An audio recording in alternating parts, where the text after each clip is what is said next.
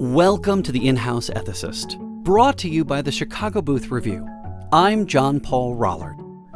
In this show, I draw on the great books approach that the University of Chicago is famous for. My hope is to provide you new ways of thinking about the moral dilemmas we face in our work, at home, and beyond. This week's episode, The Valedictorians' Fallacy.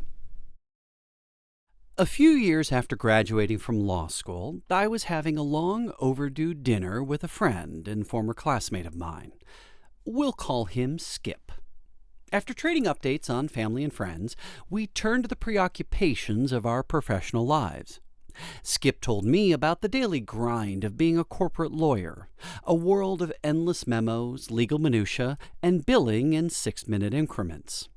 And I told him about the courses I was teaching at the University of Chicago. Skip took a special interest in my leadership class.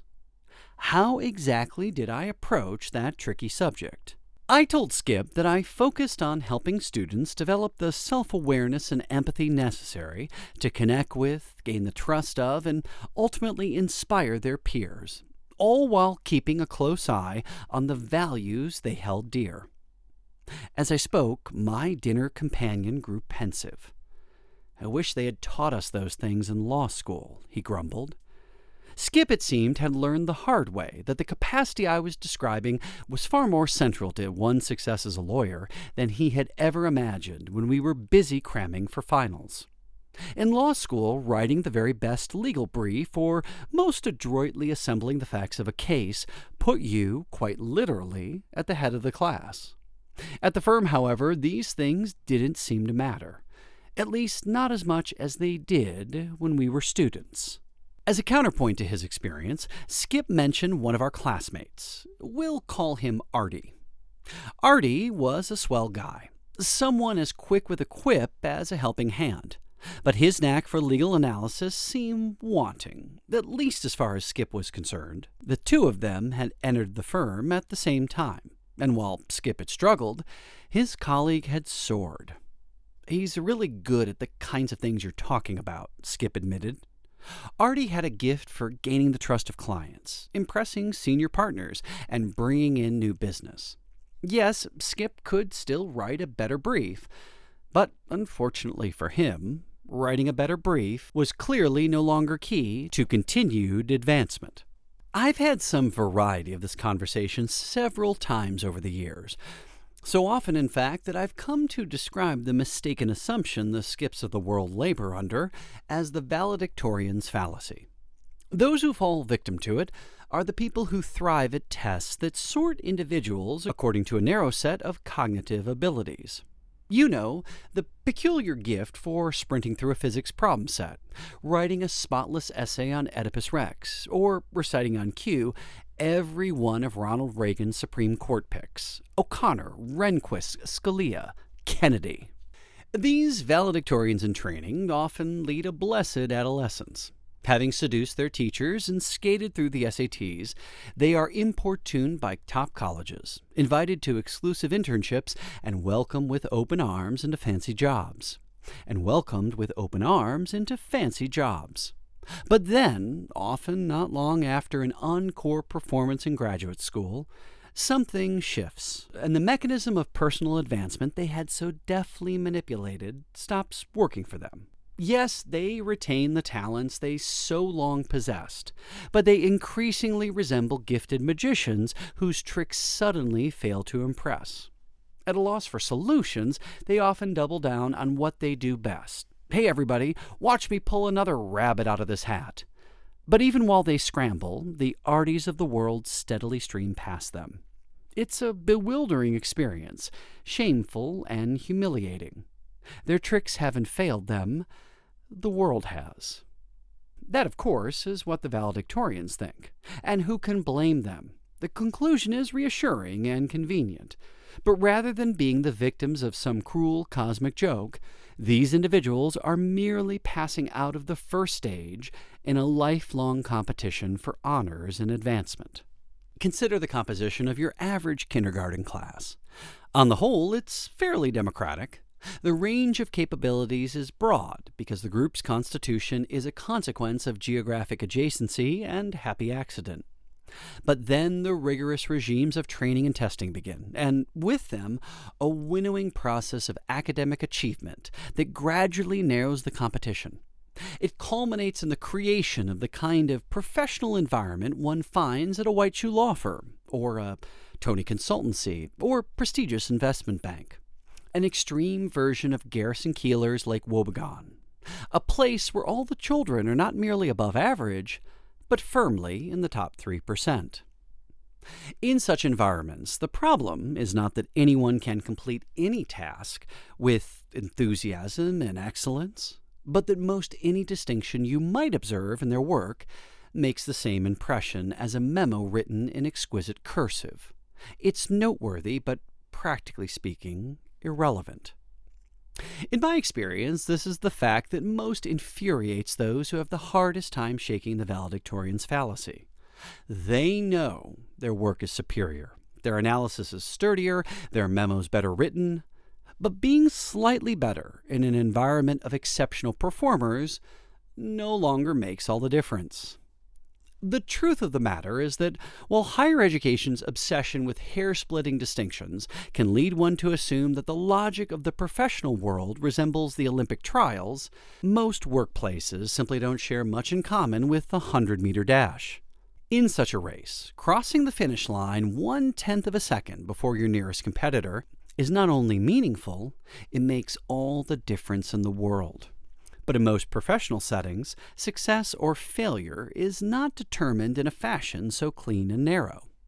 There is no discrete task by which one is strictly evaluated, no explicit contest in which the judging is done, and no clear guidelines to measure one's relative achievement.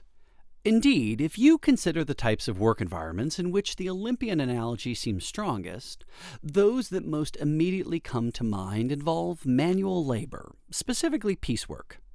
If I am part of a group where everyone is busy making widgets, not only is it straightforward to evaluate who's best, I made 8 more widgets than anyone else here, but also the distinction clearly matters in respect to business imperatives and personal advancement.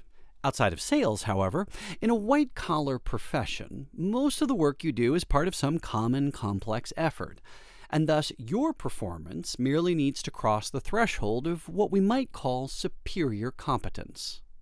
Moreover, in any environment characterized by everyone being in the top 3%, such workmanship is commonplace.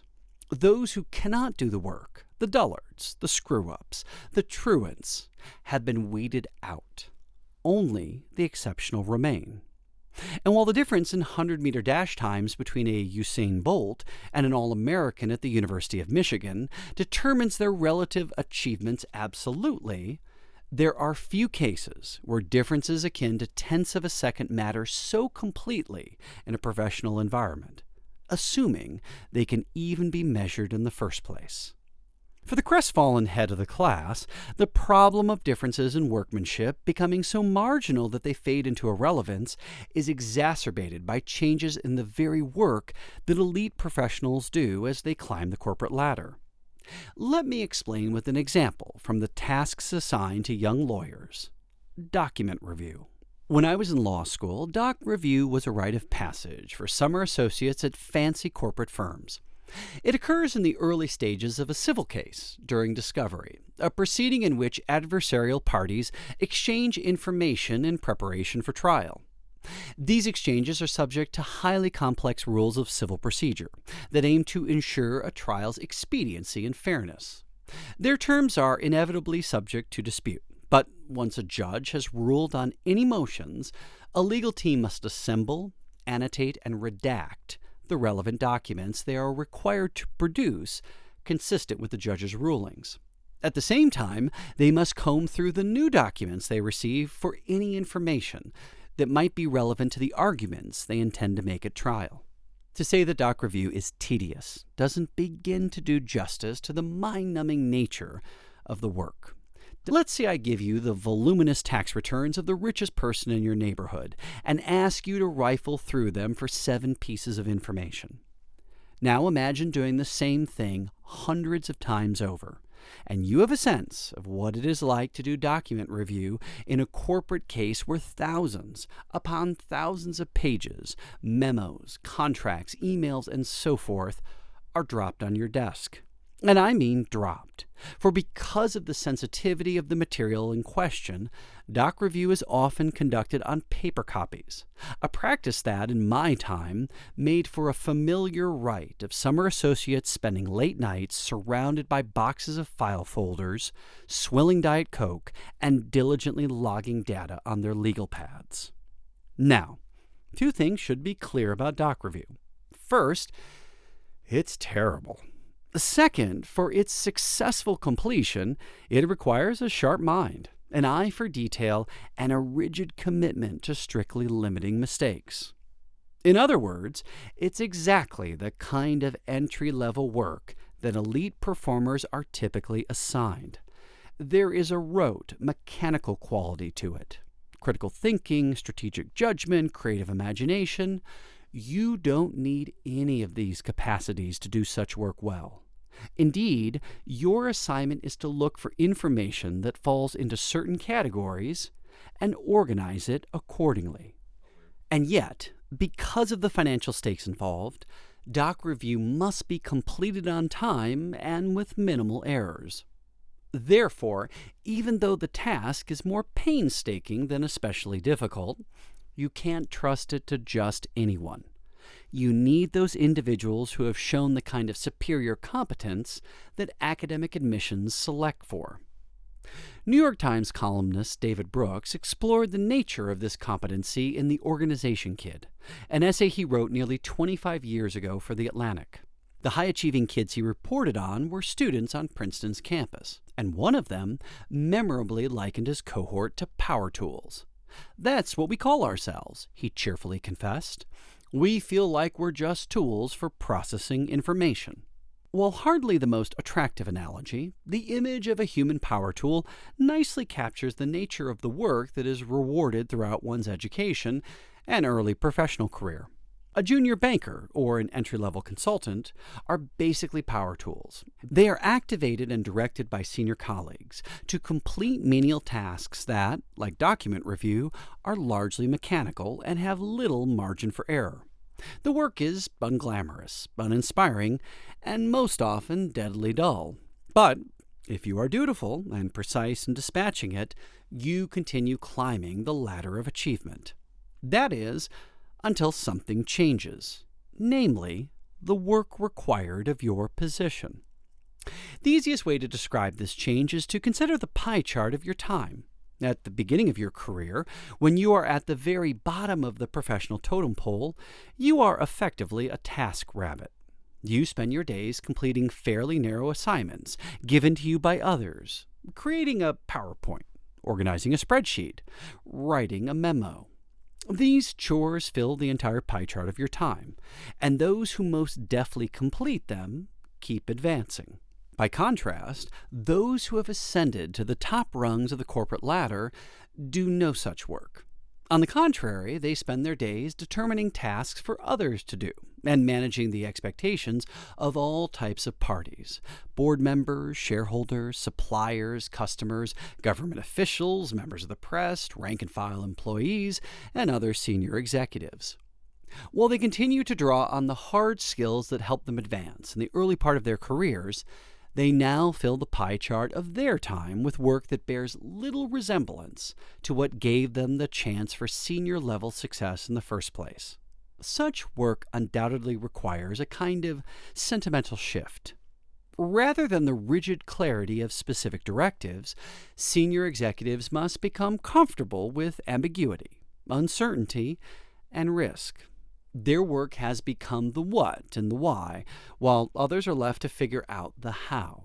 This means that creative thinking and a capacity for conceptual abstraction become far more important than the kind of high-level box checking reserved for power tools. Even more important than this, however, is the development of those qualities that lend themselves to inspiring faith, trust, and loyalty in others. Achievement tends to be a solo endeavor early on. You ace the SATs and prove yourself pleasant and reliable, even when saddled with another round of doc review. But as you advance, your responsibilities increasingly involve managing, directly and indirectly, an ever-growing cadre of professionals.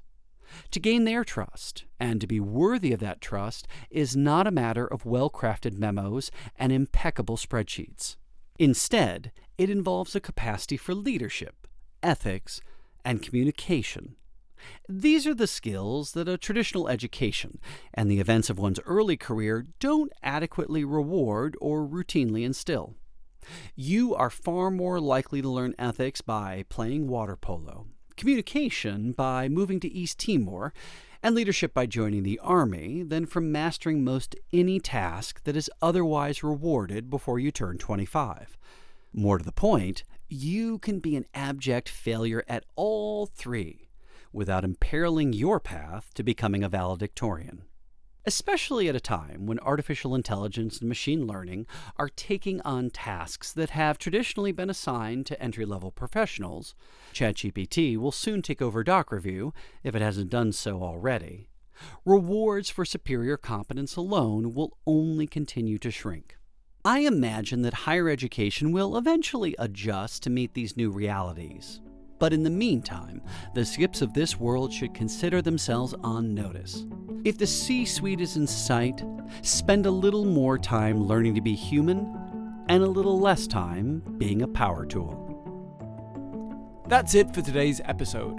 For more insights from John Paul Rollert and other Chicago Booth faculty, visit the Chicago Booth Review website at chicagobooth.edu/review. When you're there, sign up for our weekly newsletter so you never miss the latest in business-focused academic research. And if you haven't heard it yet, check out the Chicago Booth Review podcast, where you'll hear firsthand from globally renowned researchers about their groundbreaking work. This episode was produced by Josh Stunkel. If you enjoyed it, please subscribe, and please do leave us a 5-star review. And thanks for listening to the In-House Ethicist.